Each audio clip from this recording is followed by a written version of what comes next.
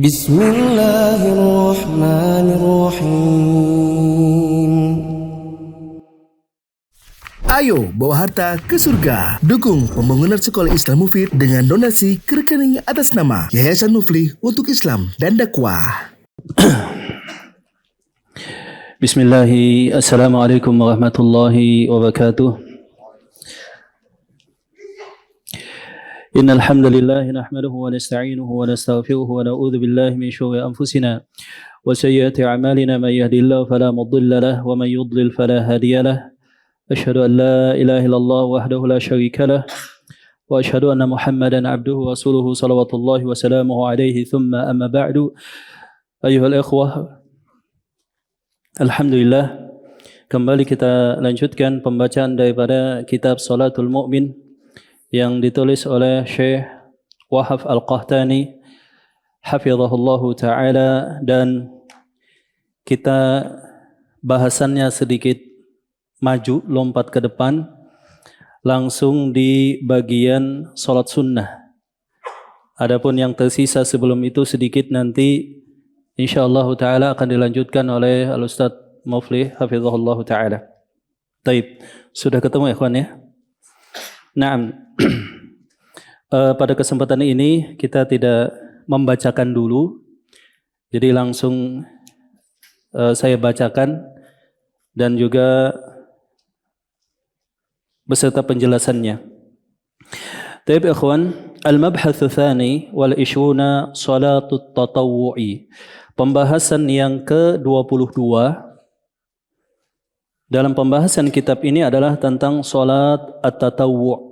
Salat at-tatawwu'. Awalan, mafhumu at-tatawwu'i. Tentang definisi daripada tatawwu'. Apakah yang disebut dengan tatawwu'? Apakah yang disebut dengan ibadah sunnah? At-tatawwu'u an-nafilatu wa kullu mutanaffili khairin mutawwi'un. Jadi yang disebut dengan at-tatawwu' atau ibadah sunnah dalam bahasa kita itu adalah an-nafilah. Sinonimnya adalah an-nafilah. Dan setiap orang yang melakukan nafilah atau tambahan atas satu ibadah yang sifatnya diwajibkan itu disebut dengan mutawwi'. Ya, subjeknya atau pelakunya. Dan dalam istilah yang lain disebut juga dengan al-masnunah, misalkan ibadah-ibadah yang disunnahkan atau al-masnun, atau disebut juga dengan al-mustahab yang disenangi, atau kalimat-kalimat yang lainnya. Contohnya misalkan al-mandub. Jadi ada 3 istilah lain yang berdekatan selain at-tatawwu', yaitu an-nafilah, kemudian apa tadi?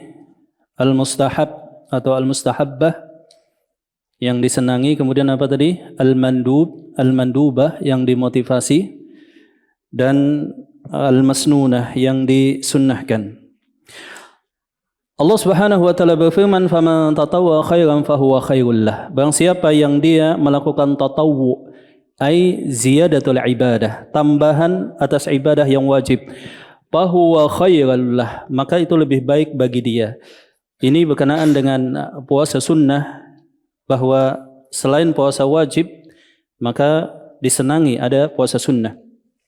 Wa tatawwu ma tabarra bihil muslimu min dzati nafsihi mimma la yulzimuhu fardhu. Dan yang dimaksud dengan tatawwu itu adalah ketika seseorang dia memilih untuk melakukan ibadah tambahan atas dirinya yang sebetulnya itu tidak wajib. Jadi dia ingin melakukan tambahan atas ibadah yang ada. Dan ini pernah seorang badui datang kepada Rasulullah SAW bertanya tentang rukun Islam.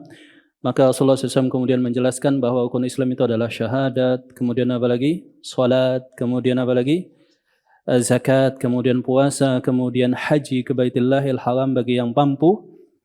Maka laki-laki badui tersebut mengucapkan, bagaimana jikalau aku hanya mengerjakan ini walam azid ala dzalik, aku enggak nambahin sedikit pun yang sunnah, apakah aku masuk surga? Maka kata Rasulullah SAW, na'am, engkau akan masuk ke dalam surga. Thaniyan fadlu tatawwu'i, keutamaan tatawwu'. Ya, saya tadi kebetulan nggak bawa buku bahasa Indonesia, entah kenapa tema-tema agama ketika baca buku bahasa Indonesia saya menjadi pusing. Iya. Jadi saya cari PDF-nya, alhamdulillah ketemu di di internet, dan ana juga memotivasi kita semua untuk berusaha suatu saat meningkat ke tahapan selanjutnya sesuai dengan kemudahan yang Allah Ta'ala berikan dengan membacakan buku-buku berbahasa Arab. Naam. Thaniyan, yang kedua, keutamaan tatawwu'. Salatu tatawwu'i laha fadailu katsiratun 'azimatun minha ma yali. Jadi salat tatawwu' itu mempunyai banyak keutamaan. Sangat banyak keutamaan yang dimiliki oleh salat tatawwu' tadi, salat sunnah. Yang pertama adalah tukammilul fara'idha wa tujbiru naqsaha. Yang pertama adalah salat tatawwu' tadi bisa menyempurnakan salat-salat fardu dan juga bisa menambal jikalau ada kekurangan dalam salat fardu. Demikian juga semua ibadah sunnah, ikhwan, misalkan puasa sunnah, kemudian sedekah sunnah, kemudian salat sunnah, itu fungsinya biasa dua. Yang pertama menyempurnakan yang kurang, dan yang kedua menambal jikalau ada hal-hal yang kita lakukan tidak semestinya di dalam ibadah wajib tersebut. Li hadithi Tamim ad-Dari radhiyallahu taala anhu marfu'an, awwalu ma yuhasabu bihi al-'abdu yawmal qiyamati salatah.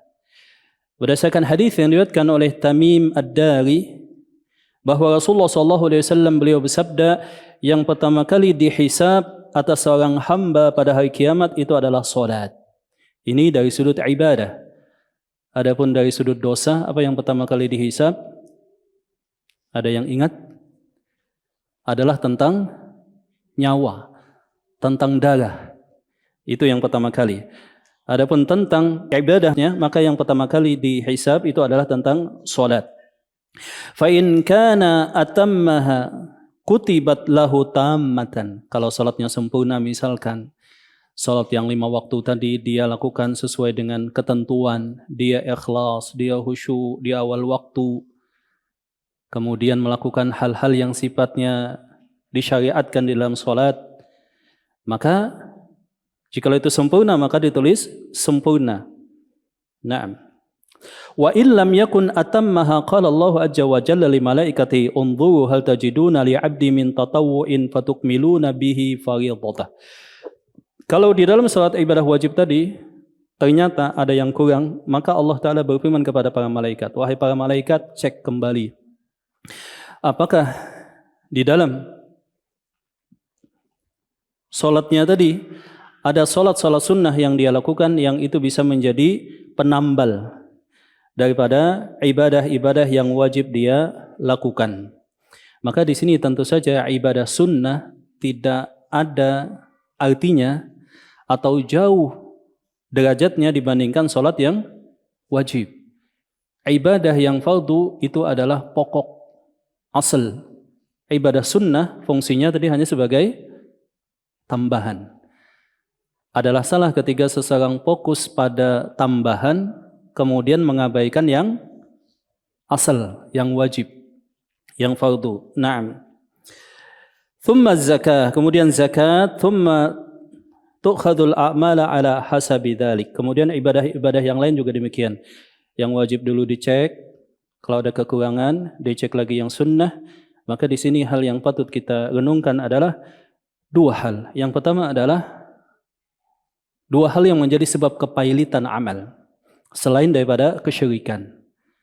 Sebab kalau ahlu sunnah wal jamaah biasanya ada perhatian lebih kepada kesyirikan. Tetapi ada dua hal yang patut kita hati-hati, tidak sampai terjatuh. Jangan sampai kita menjadi muflis ketika amalan kita ditimbang, dihisab. Yang pertama adalah jikalau ada kezoliman, baik yang sifatnya ghibah, kehormatan, baik yang sifatnya uang, jikalau itu bersifat dengan harta, atau kezoliman fisik. Maka Adh-dhulmu dhulumatun yaumal qiyamah, akan diambilkan dari pahala kemudian diberikan kepada orang yang pernah dizalimi. Fa innahu laisa thamma, sesungguhnya di akhirat tidak ada dinar, tidak ada dirham untuk membayar kezaliman tersebut. Yang pertama adalah kezaliman. Ini betapapun banyaknya ibadah seseorang yang berbuah pahala, jikalau ada kalimat ibadah berbuah pahala, berarti sudah ikhlas.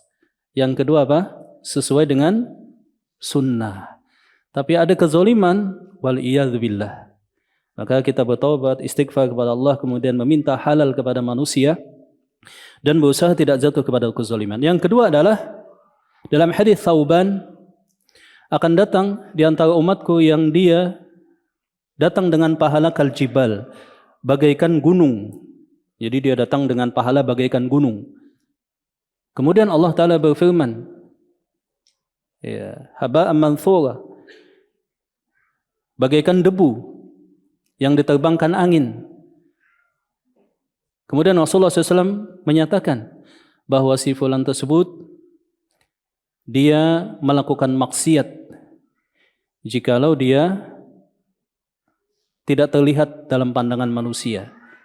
Maka dua ini sebab kepailitan selain daripada kesyirikan. Ini harus kita hati-hati. Nah, adapun yang kedua, at-tatawwu tarfa'u bihi darajati wa tahuttu al-khataya. Ibadah sunnah ini akan mengangkat derajat seorang hamba dan akan menghapuskan dosa-dosa. Berdasarkan hadis Thauban, pembantu Rasulullah SAW, daripada Rasulullah SAW beliau berkata, alaika bikathratis sujudi, alaika ay ilzam, hendaklah engkau melazimi memperbanyak sujud. Fa innaka la tasjudu lillahi sajdatan illa rafa'akallahu biha darajatan wa hatta anka biha khati'atan. Sesungguhnya tidaklah engkau sujud satu kali sujud. Berarti kalau dalam ibadah 2 rakaat berapa kali? Berapa kali sujudnya? 4. Tidaklah satu kali sujud kecuali derajat akan diangkat, kemudian dosa akan dihapus oleh Allah Subhanahu wa taala. Adapun yang ketiga, kathratun nawafil min a'zami asbabi dukhulil jannati bi murafaqatin Nabi sallallahu alaihi wasallam. Memperbanyak ibadah sunnah ini adalah di antara sebab yang menjadikan seorang muslim dengan izin Allah masuk ke dalam surga Allah dan menemani Rasulullah sallallahu alaihi wasallam. Jadi kalau kita ingin kelak bersama Rasulullah SAW di surga, maka salah satu bentuknya adalah kita memperbanyak ibadah sunnah. Bentuk yang lain secara spesifik disebutkan oleh Rasulullah SAW itu adalah menanggung anak yatim. Anak kahatain, kata Rasulullah SAW, aku seperti ini dengan orang yang kafilul yatim, yang dia menanggung kebutuhan hidup anak yatim. Beliau renggangkan, kemudian beliau rapatkan. Jadi memperbanyak ibadah sunnah dan kemudian menanggung anak yatim. Berdasarkan hadis Rabi'ah ibni Ka'ab al-Aslami radhiyallahu ta'ala anhu qala kuntu abitu ma Rasulullah sallallahu alaihi wasallam fa ataituhu biwudu'ih. Aku pernah nginap dengan Rasulullah sallallahu alaihi wasallam di satu malam. Maka aku mendatangkan atau menyiapkan wadu beliau. Ada yang tahu bedanya wadu dengan wudu? Wudu itu biasa. Kalau wawunya pakai apa di sana? Fathah. Maka itu artinya adalah tempat untuk air untuk wudu. Naam. Wa hajatih, dan hajat beliau. Faqala li, maka Rasulullah SAW saat itu menawarkan kepadaku, kata Rabi'ah bin Ka'ab al-Aslami, sal, mintalah. Engkau pengen minta apa? Kata Rasulullah SAW. Maka subhanallah, kalau berjumpa dengan Rasulullah SAW itu berkhidmat pada Rasulullah SAW, terkadang beliau berkata, sal, mintalah. Al-Imam Ahmad menyebutkan di dalam kitab Usulus Sunnah bahwa satu saat bersama Rasulullah SAW ya, atau melihat beliau dalam kondisi beriman itu lebih baik dari semua amalan seumur hidup yang dilakukan oleh seorang muslim, ya, bagi yang tidak melihat Rasulullah SAW dan tidak berjumpa dengan beliau. Itulah yang membedakan derajat para sahabat dengan derajat umat sesudah beliau, yaitu kalangan apa? Tabi'in. Para sahabat, walau hanya sejenak, kata Imam Ahmad di dalam kitab Ushulus Sunnah, sejenaknya mereka bersama Rasulullah SAW itu tidak bisa dibandingkan dengan ibadah yang dilakukan seumur hidup oleh seseorang yang tidak pernah berjumpa dengan Rasulullah SAW. Bayangkan. Maka Rasulullah SAW berkata, mintalah sesuatu. Maka Rabi'ah tadi berkata, ya Rasulullah SAW, aku minta kepada engkau, ya, as'aluka murafataka fil jannah. Aku ingin bersama anda, wahai Rasulullah SAW, di surga. Qal, aw ghaira dhalik. Apakah ada yang lain? Qultu huwa dhak. Hanya itu, wahai Rasul. Itu yang menjadi cita-citaku. Kata Rasulullah SAW, fa'inni ala nafsika bikasratis sujudi. Tolonglah aku atas permohonan engkau tadi dengan memperbanyak sujud. Berarti kalau kita memperbanyak sujud, kita tidak berjumpa dengan Rasulullah SAW di dunia, kita kelak semoga saja kita berdoa kepada Allah, kita bisa berjumpa dan menemani Rasulullah SAW di jannah Allah Subhanahu wa taala. Amin ya rabbal alamin. Kemudian yang keempat, salatut tatawwu'i afdalu a'mali nawafilil badani ba'dal jihad. Salat sunnah itu adalah ibadah yang dilakukan oleh fisik seorang muslim dari ibadah yang paling mulia sesudah jihad dan sesudah ilmu dan mengajarkannya serta mempelajarinya. Jadi para ulama berbeda pendapat tentang amal fisik apakah yang paling utama. Tentu saja sesudah iman, maksudnya amal fisik. Sebagaimana dalam beberapa hadis Rasulullah SAW ditanya, ayul a'mali afdal, amal apakah yang paling utama? Nah, jawaban Rasulullah SAW itu beda-beda. Terkadang jihad, ya kan? Terkadang apa? Berbakti pada orang tua. Terkadang apa? Salat pada waktunya. Terkadang yang lain-lainnya. Maka di sini beliau Syekh Wahab Al-Qahtani menyebutkan yang paling utama daripada ibadah fisik itu adalah salat. Sesudah salat wajib maka itu adalah salat sunnah, dan ini derajatnya sesudah jihad dan menuntut ilmu. Ini sesudah jihad dan menuntut ilmu. Akan tetapi Al-Imam Ahmad menyatakan talabul ilmi afdalu al-a'mali liman sahhat niyyatuh. Menurut pendapatku, kata Imam Ahmad, tidak. Tetap menuntut ilmu yang lebih utama. Jadi ibadah fisik, jikalau seseorang sahih, ikhlas niatnya, yang paling utama kata Imam Ahmad adalah menuntut ilmu.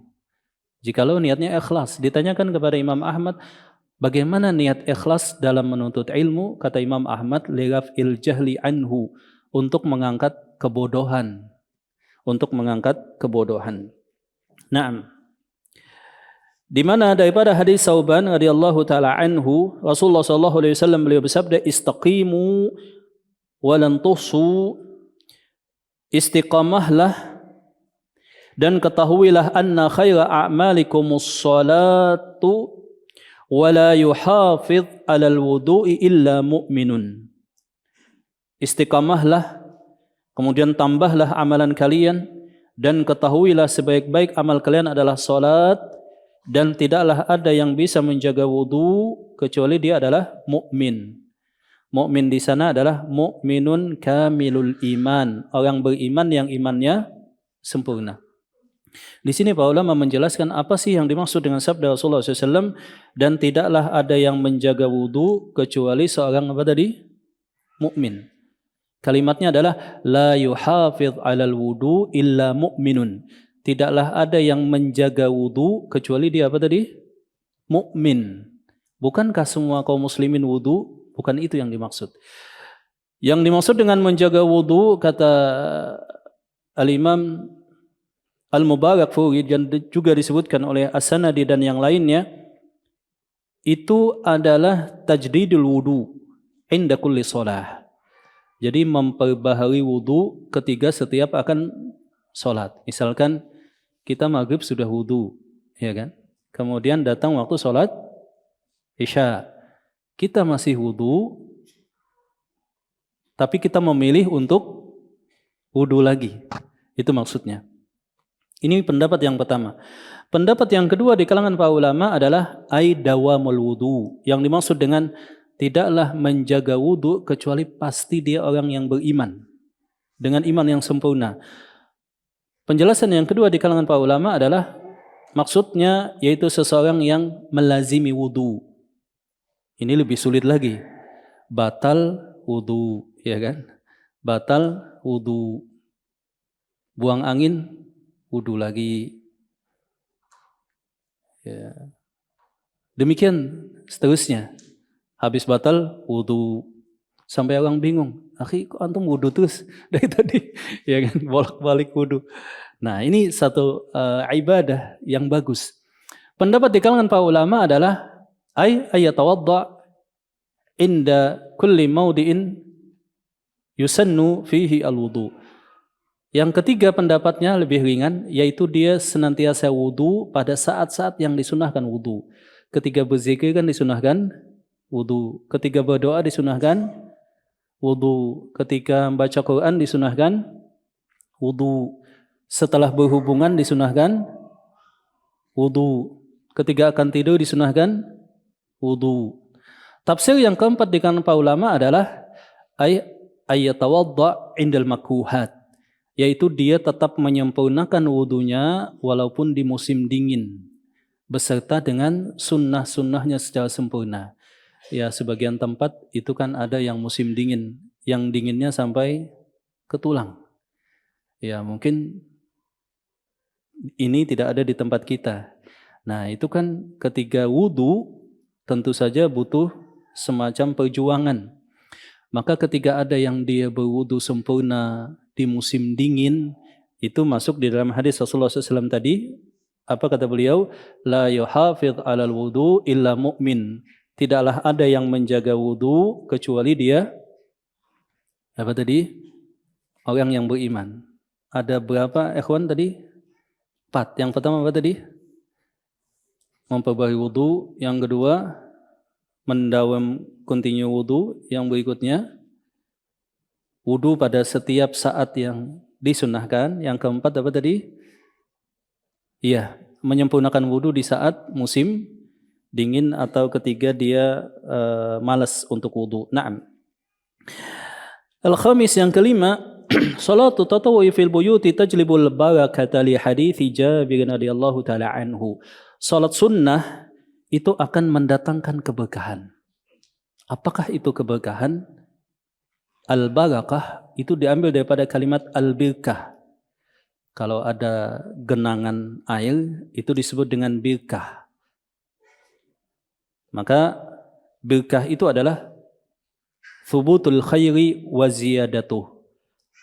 Tetapnya kebaikan pada sesuatu dan senantiasa bertambah. Itu namanya keberkahan. Itu namanya keberkahan. Dan keberkahan ini ada pada fisik manusia, ada pada harta, ada pada keluarga, ada pada rumah, ada pada ilmu. Banyak keberkahan. Naam. Contohnya misalkan pada harta, ketika seseorang bisa membelanjakan dalam ketaatan, dia juga bisa bersyukur kepada Allah Subhanahu wa taala dan qanaah. Anak-anak yang dia nafkahi, begitu juga istrinya, salih dan salihah, berkah. Tetapi ketika dia senantiasa merasa kurang, kemudian merasa gelisah dengan harta dia, berikutnya yang dia nafkahi istri atau anaknya malah menampakkan tanda-tanda kedurhakaan kepada dia dan penentangan tidak taat kepada Allah, berarti tidak berkah. Seperti itu. Berkah ini abstrak, tapi bisa kita rasakan. Maka kita meminta kepada Allah Ta'ala keberkahan pada semua hal yang berkaitan dengan hidup kita. Usia kita, fisik kita, ilmu kita, harta kita, keluarga kita, rumah kita, kendaraan kita. Maka kita meminta keberkahan kepada Allah Subhanahu wa taala. Dan salah satu hal yang bisa mendatangkan keberkahan di satu rumah tangga atau satu rumah kediaman seorang muslim adalah jikalau dia sering melakukan ibadah sunnah atau sholat sunnah. Di mana Rasulullah SAW beliau bersabda, "Idza qada ahadakumus salata fi masjidihi falyaj'al li baitihi nasiban min salati." Kalau seseorang di antara kalian sudah selesai salat fardu di masjid, maka sisakan untuk salat sunnahnya di rumah dia. Nah, maka di dalam Islam itu sunnahnya adalah ayyakuna fasilan bainal fariidah wan nafilah. Sunnahnya ada pemisah antara sholat fardu dengan sholat wajib. Pemisah ini idealnya pulang ke rumah. Itu yang dimaksud dengan pemisah antara sholat wajib dengan sholat sunnah. Kalau nggak pulang, bisa dengan cara ngomong dulu sebentar dengan teman.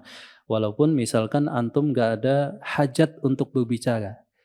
Ibnu Abbas ketika selesai salat fardu dan beliau tetap ingin di masjid, ketika akan salat sunnah, beliau pernah tidak pindah tempat, tapi hanya nanya ke sebelah, ya, nanya sesuatu, ya, misalkan saat ini atau bagaimana kabar antum misalkan, atau sekarang jam berapa atau apapun pertanyaan yang remeh-temeh. Ketika keluar satu kalimat saja itu sudah apa tadi?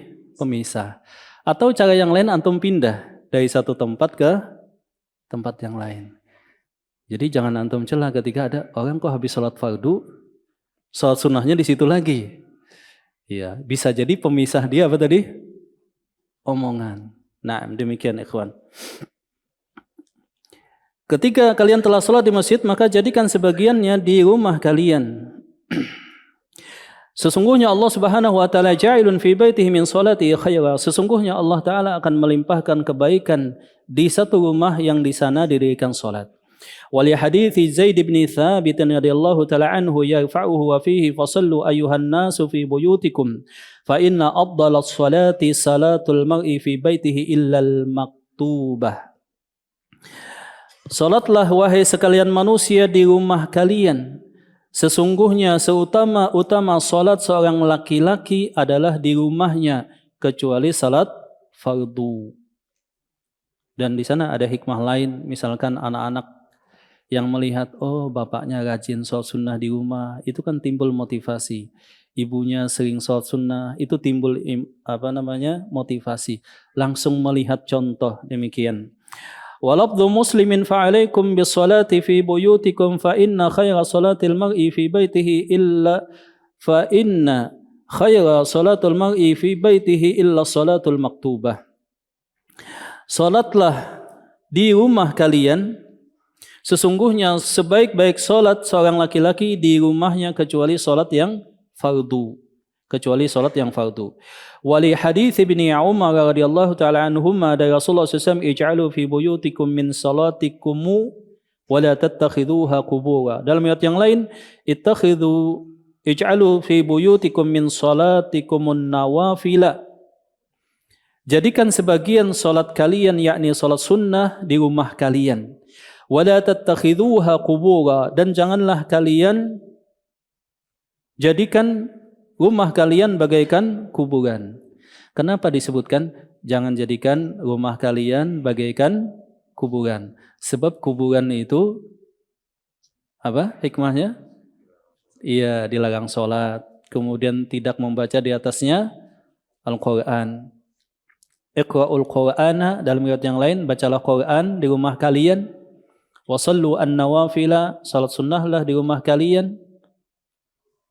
Wala taj'alu buyutakum maqabira. Jangan jadikan rumah kalian seperti kuburan. Jadi dengan sering membaca Al-Quran di rumah, sering sholat sunnah, maka di rumah itu akan muncul keberkahan, akan muncul kebaikan. Efeknya apa? Betah, tenang, bahagia, seperti itu yang dirasakan daripada keberkahan di satu rumah. Maka jikalau antum Masya Allah di rumah itu kok betah, tenang, bahagia, harmonis dengan keluarga, berarti banyak keberkahan. Tapi kok setiap kali pulang ke rumah sesak ya kan? Sempit dada, kemudian gak betah.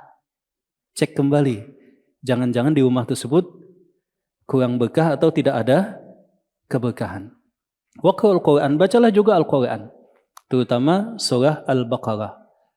Waqra'u surat Al-Baqarah, bacalah surah Al-Baqarah. Sesungguhnya surah Al-Baqarah tidak bisa dikalahkan oleh syaitan dan juga dukun. Wala yastati'u al-batalah, tidak mampu dikalahkan oleh dukun dengan sihirnya.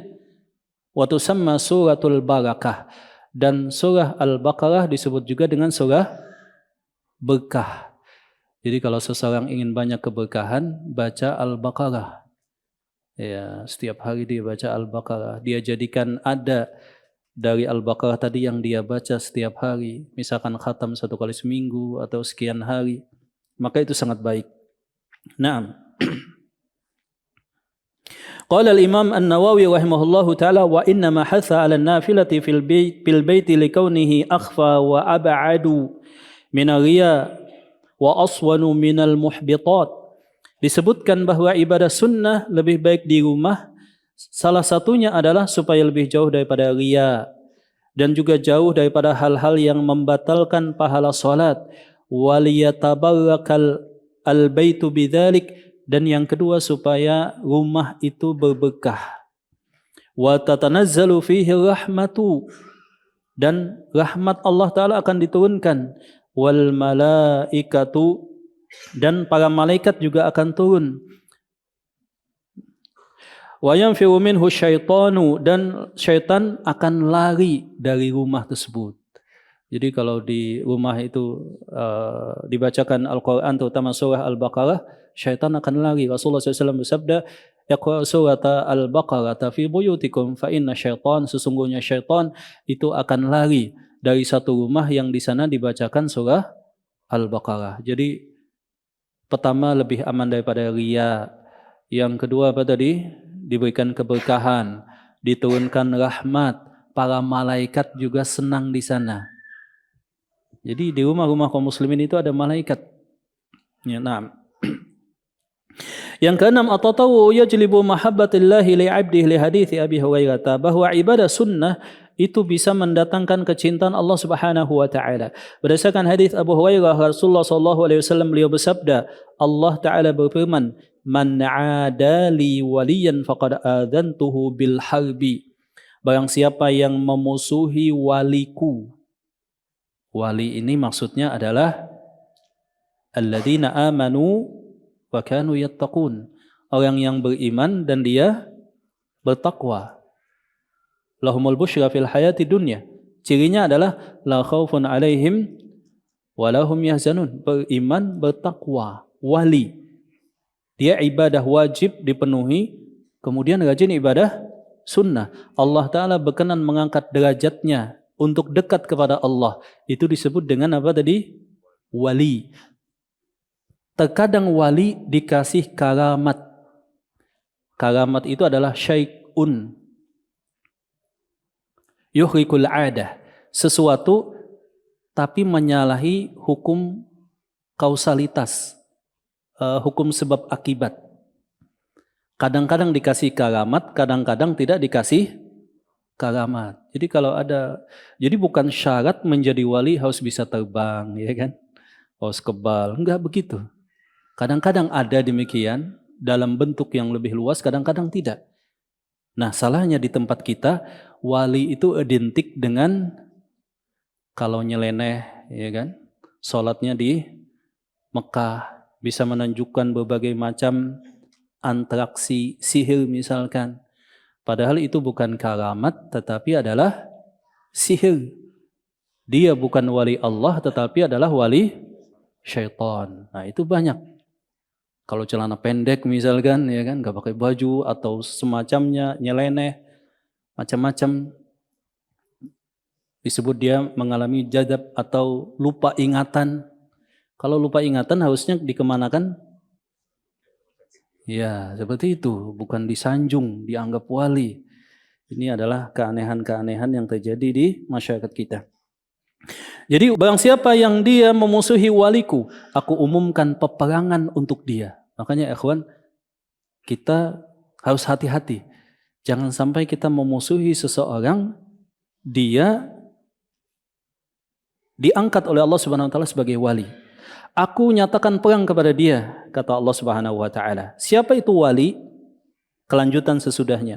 Wa ma taqarraba ilayya 'abdi bi syai'in ahabba ilayya mimma taraktuhu alaih. Tidaklah ada satu ibadah yang aku sangat senang hambaku melakukannya kecuali ibadah yang fardu. Wa ma yazalu 'abdi yataqarrabu ilayya bin nawafil hatta uhibbahu. Tidaklah seorang hamba mendekat kepada sesudah yang wajib ditambah yang sunnah sampai aku mencintainya. Masya Allah. Jadi jikalau Allah Ta'ala sudah mencintai seorang hamba, maka jatuhlah semua harga cinta yang ada di dunia. Jikalau Allah Ta'ala cinta kepada seorang hamba. Naam. Bagaimana kalau Allah Ta'ala cinta kepada seorang hamba? Kalau aku sudah cinta, kata Allah Subhanahu wa taala, kuntu sam'uhu alladhi yusma'u bih au yasma'u bih. Aku adalah pendengarannya alladhi yusma'u bihi, yang dengannya dia mendengar. Aku adalah matanya yang dia melihat. Aku adalah tangannya yang dengannya dia memegang. Aku adalah kakinya yang dengannya dia melangkah. Ini akan tetapi tidak boleh salah paham. Jangan sampai kalau aku sudah cinta dan mengangkat jadi wali, aku pandangannya, aku matanya, aku telinganya, aku tangannya, aku kakinya. Akhirnya menjadi akidah wahdatul wujud, manunggaling kaulu Gusti. Itu sesat. Allah Subhanahu wa taala di atas arasy, di atas semua makhluknya. Akan tetapi pertolongan dan pengawasan Allah bersama hamba-hambanya. Lalu apa maksud? Aku telinga yang dengannya dia mendengar, aku mata yang dengannya dia melihat, aku tangan, kaki yang dengannya dia melakukan sesuatu. Maksudnya kata para ulama adalah ayyuwaffiqallahu ala ta'atih.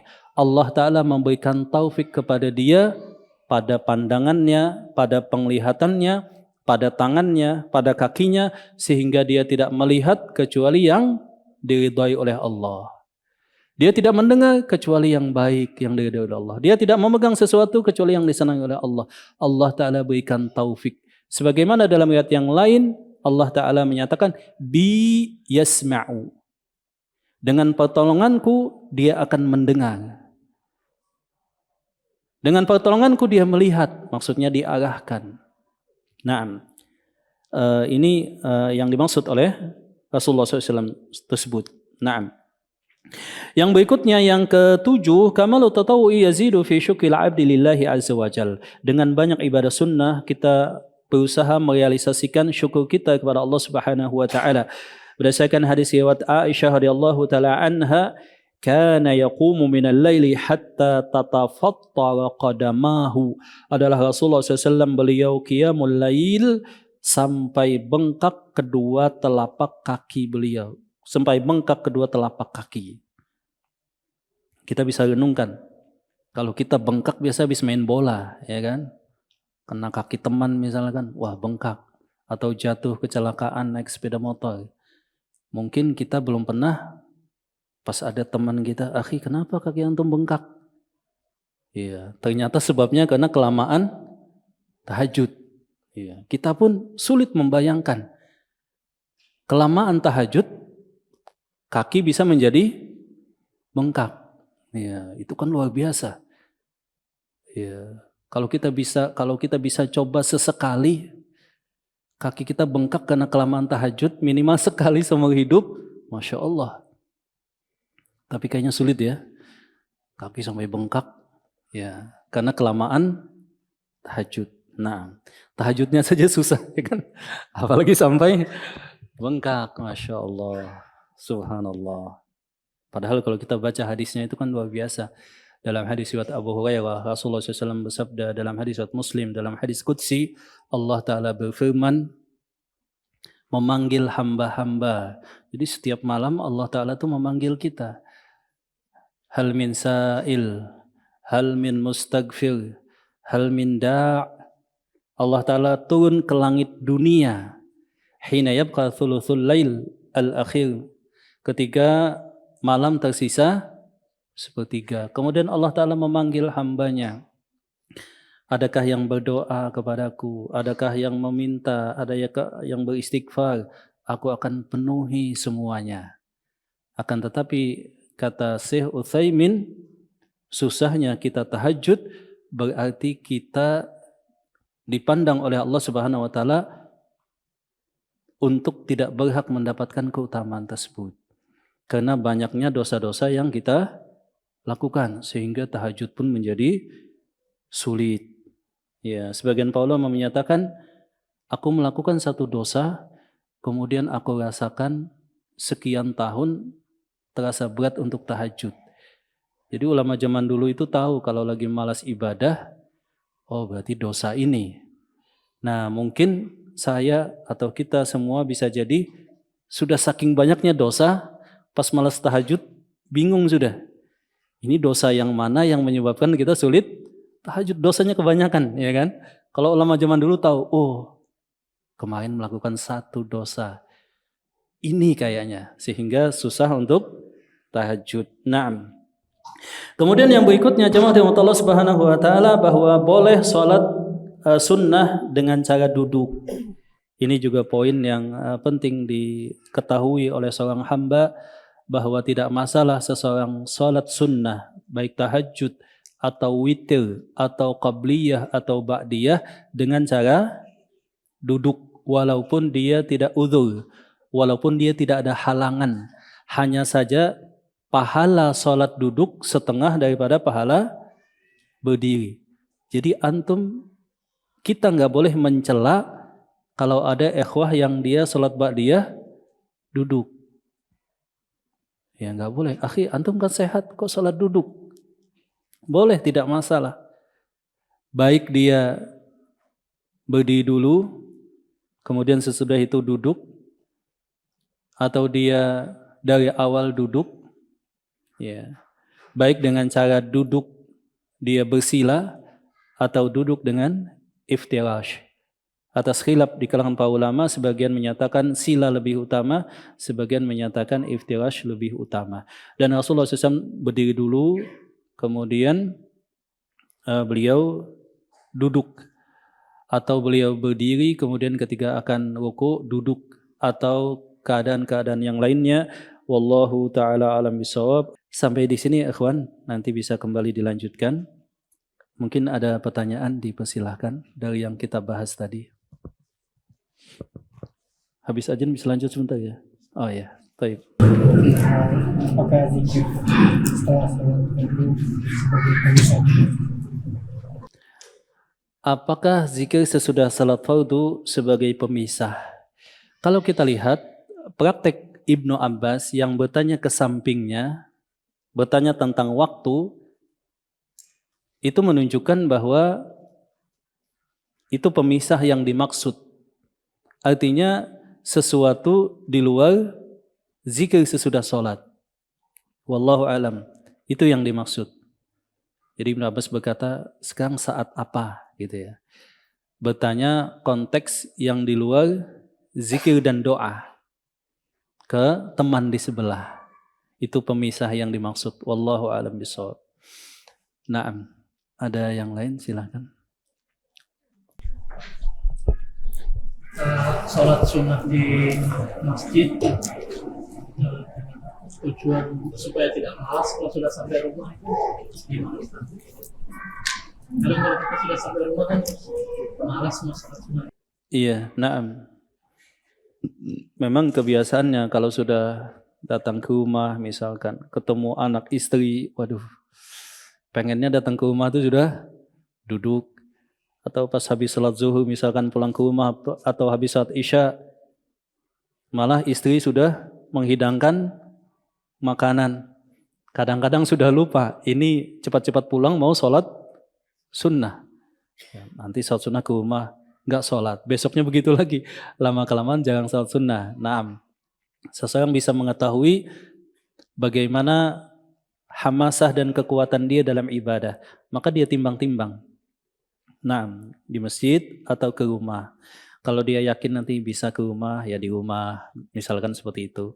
Atau kalau ba'diyah dia sulit di rumah, mungkin qabliyahnya misalkan, atau witirnya, atau tahajudnya, atau duhanya, misalkan. Yang jelas, salat sunnah sebagian di rumah. Tidak mesti ba'diyah dan qabliyah. Tapi ada yang spesifik, yang khusus. Khusus salat ba'diyah Jumat. Terdapat dalam hadis riwayat Muslim, bagi yang pulang maka cukup 2. Bagi yang di masjid berapa? 4. Tapi saya jaga-jaga juga. Kalau saya salat 4 nanti dianggap, wah ustadznya kok salat 4 rakaat. Jangan-jangan ustadz ini berpendapat salat Jumat tadi, habis salat Jumat salat zuhur lagi. Maksudnya 2 salam. Tapi kan kadang-kadang bisa aja orang salah paham. Ya, sesekali 2 di masjid juga nggak masalah. Tetapi idealnya berdasarkan hadis riwayat Muslim, kalau saya tidak khilaf, ba'da Jumat itu kalau pulang 2, kalau di masjid maka 2. Jadi 4. Nah, selama ini begitu nggak ya kawan?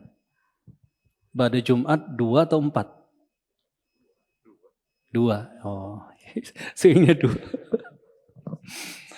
Naam. Anda baru hijrah dan bingung belajar Islam dari mana? Yuk ikut Mia. Mufid Islamic Academy atau MIA adalah sebuah program pembelajaran Islam melalui pembahasan kitab-kitab para ulama yang dibahas secara terstruktur dan berjenjang. Untuk informasi lebih lanjut tentang pendaftaran, teman-teman bisa mengakses di media sosial Mufid TV Official, baik yang ada di Telegram, YouTube, Instagram, maupun di Facebook. Assalamualaikum warahmatullahi wabarakatuh.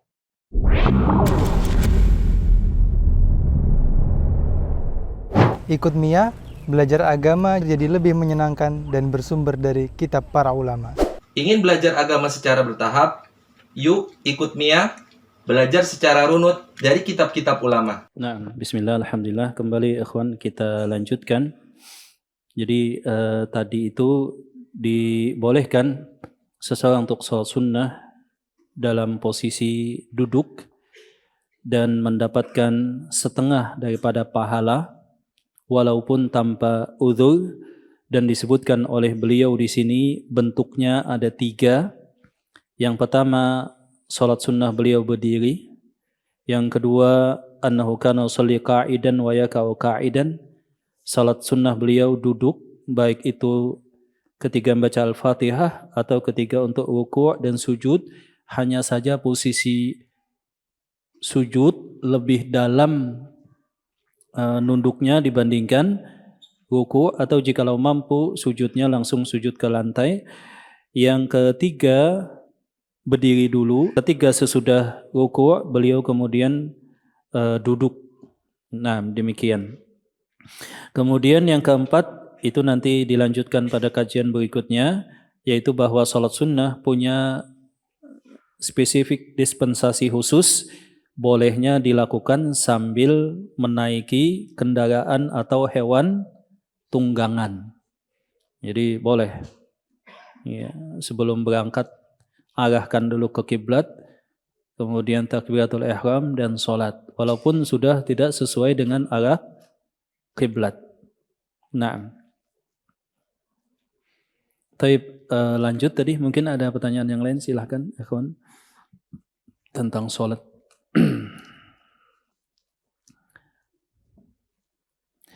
Bagaimana cara bertaubat jika kita pernah menzalimi orang dengan fisik dan kita tidak tahu orang tersebut di mana berada? Ya, naam. Memang para ulama memberikan catatan dosa yang berhubungan dengan manusia ini lebih sulit taubatnya. Lebih sulit taubatnya sebab kita harus minta maaf, minta halal, atau jikalau berhubungan dengan hak kita kembalikan dan minta keridhaan. Memang sulit. Lalu bagaimana jikalau kita pernah menzalimi orang lain? Masing-masing kita tentu saja pernah mengalami saat di mana kita belum dituntun ilmu, di mana kita menzalimi orang lain, baik sengaja atau misalkan tidak sengaja, atau hal-hal yang lainnya, maka jikalau kita tahu, kita minta maaf. Jikalau tidak tahu bagaimana, jikalau tidak tahu berhubungan dengan harta, maka diinfakkan senilai hak yang pernah diambil atau dipinjam. Kemudian ketika bertemu dengan izin Allah dikembalikan kembali, dan sedekah yang sebelumnya itu bagi orang yang menyedekahkan. Lalu bagaimana jikalau yang sifatnya fisik? Ya, bagaimana dengan yang sifatnya fisik? Ini memang sangat sulit. Ya, makanya kita memohon kepada Allah Subhanahu wa taala dihindarkan daripada hal-hal yang demikian. Maka Allah Ta'ala akan melihat kepada hati seorang, apakah dia betul-betul bertaubat ataukah tidak. Apakah dia betul-betul bertaubat ataukah tidak. Jikalau dia, Allah Ta'ala mengetahui adanya kejujuran dalam hatinya, insya Allah Allah Subhanahu wa Ta'ala ya yang akan memberikan taufik kepada kita, kemudian menggerakkan hati orang tersebut supaya tegak untuk memaafkan kita jika itu memang satu kesalahan. Ya, memang ini sangat sulit. Ya, jadi kita terutama usia 40 itu kan selain ingat banyak kematian, juga ingat kalau ada kezaliman-kezaliman sebelumnya. Mulai list, oh dulu saya salah ini sama si fulan, cari alamatnya, cari kontaknya.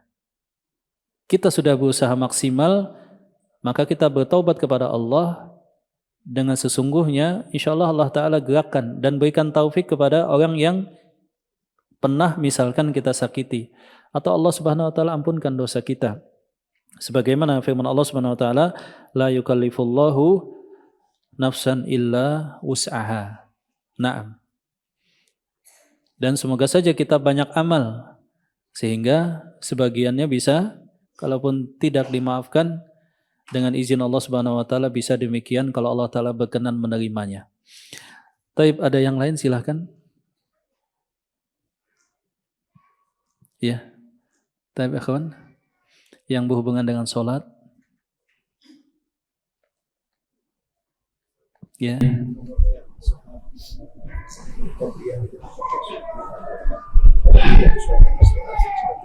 Betul.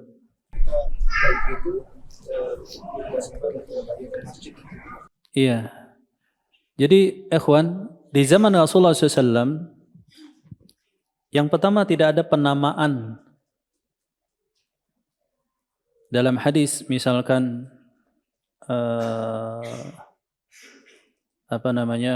hadis wudu yang dipraktikkan oleh Utsman, yang diriwayatkan oleh Humran Maula Utsman, diriwayatkan oleh Bukhari dan Muslim, ya tentang doa sesudah wudu dan yang lainnya, itu tidak disebut sholat sunnah wudu. Atau hadis yang lain menyatakan kalau kalian masuk masjid janganlah duduk sampai sholat 2 rakaat. Tidak disebutkan tahiyatul masjid dengan istilah tertentu, tidak. Kata Rasulullah SAW, di antara 2 azan ada 2 rakaat sholat sunnah. Tidak disebutkan istilahnya, namanya qabliyah atau ba'diyah. Poin yang kedua, bagaimana jikalau ibadah-ibadah fisik sunnah bertepatan pada satu waktu. Contoh, kita masuk masjid pas, berarti kan kita disunahkan sholat sunnah ketika masuk masjid. Kita tanpa menyebut tahiyatul masjid dulu. Ketika kita masuk masjid disunahkan 2 rakaat. Kita sebelum masuk masjid wudu, berarti habis wudu juga disunahkan 2 rakaat sesudah wudu. Pas masuk muadzin selesai azan, disunnahkan 2 rakaat di antara azan dan iqamah. Apakah yang pertama kita sholat sunnah wudu dulu, sholat lagi dengan niat masuk masjid, sholat lagi qabliyah, ataukah kita cukup sholat untuk niat di antara dua adzan qabliyah dan itu sudah mencukupi karena habis wudhu, karena pas masuk masjid. Mana yang betul ya kawan? Apakah 2 kali 3 jadi berapa rakaat? 6. Pertama niatnya khusus habis wudhu. Habis itu, wah niat lagi ini kan baru masuk masjid. Habis itu niat lagi ba'diyah. Ataukah cukup ambil yang terpenting di antara ketiganya dengan sebab yang utama misalkan untuk qabliyah, sholat sunnah di antara 2 adzan. Dan itu sudah mencukupi masuk masjid harus ada 2 rakaat. Habis wudhu disunnahkan ada 2. Ingat jangan fokus ke penamaan. Intinya masuk masjid ada 2 sholat sunnah. Intinya habis wudhu ada 2 rakaat sholat sunnah. Itu yang betul ya ikhwan. Maka jikalau kita sudah qabliyah, kasus contoh sholat subuh di rumah. Kan tadi jadikan sebagian sholat sunnah kalian di rumah. Datang ke masjid, kalau imam kan enak langsung ke depan ya kan. Tapi kalau kita makmum kan kita nunggu imam juga. Yang pertama, kita nggak boleh duduk, ya kan. Sebab hadisnya kalau kalian masuk masjid, fala yajlis hatta yarka' raka'atain. Jangan duduk sampai rukuk 2 rakaat. Maka posisinya kita berdiri. Ya, nunggu imam untuk qamat. Sebab khusus salat subuh itu ada spesifik lainnya di mana Rasulullah SAW bahwa la salata ba'dal fajri illa raka'atain, tidak ada salat sunnah sesudah subuh kecuali 2 rakaat. Iya, na'am. Maka kita sudah qabliyah di rumah, yang lebih tepat adalah cukup berdiri saja menunggu untuk iqamah.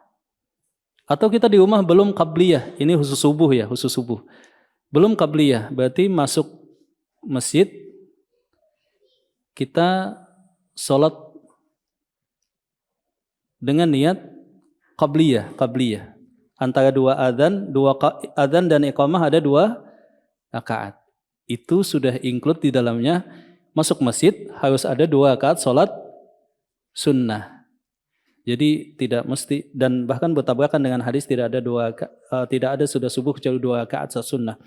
Kemudian tidak boleh juga habis sholat qabliyah subuh, wah qamatnya masih lama, sholat lagi, wah belum juga ini, sholat lagi.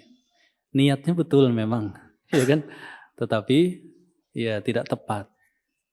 Maka berhemat dalam sunnah lebih baik daripada semangat dalam bid'ah. Banyak, tapi bid'ah seperti itu. Nah, seperti itu insyaAllah. Tapi ada yang lain silakan. Dan ada hal yang spesifik. Qabliyah subuh dilakukan dengan ringan. Aisyah radhiyallahu ta'ala anha menjelaskan adalah sholat ya sebelum subuh, sholat sunnah yang dilakukan oleh Rasulullah SAW sebelum subuh itu ringan, cepat. Aku tidak tahu apakah membaca surah atau enggak. Ya, mungkin hanya Al-Fatihah, mungkin dengan Al-Kafirun dan Al-Ikhlas. Jadi ringan, agak cepat, tumakninah. Berarti tidak tepat ketika ada orang sholat qabliyah subuhnya pas rukuk lama betul. Seakan-akan dipandang, wah ini bagus ini khusyuk nih lama, rukuknya lama, sujudnya lama. Padahal qabliyah subuh yang tepat adalah ringan, singkat. Sengaja untuk singkat. Dengan tetap tumakninah tentu saja. Maka kita mendapatkan faedah bahwa terkadang satu hal yang bagus kalau dilakukan bukan pada waktu yang tepat justru salah. Salat melamakan sujud dan ruku itu satu keutamaan pada salat malam, salat-salat yang lainnya. Tapi satu kesalahan ketika sholat qabliyah subuh. Nah, seperti itu. Satu kesalahan bahkan. Taib sampai di sini ikhwan, semoga bermanfaat. Jazakumullah atas perhatiannya dan semoga saja mendapatkan faedah Barakallahu fikum. Subhanakallahumma rabbana wa bihamdika asyhadu an la ilaha illa anta astaghfiruka wa atubu ilaik. Wa akhiru da'wana anil hamdulillahi rabbil alamin. Assalamualaikum warahmatullahi wabarakatuh.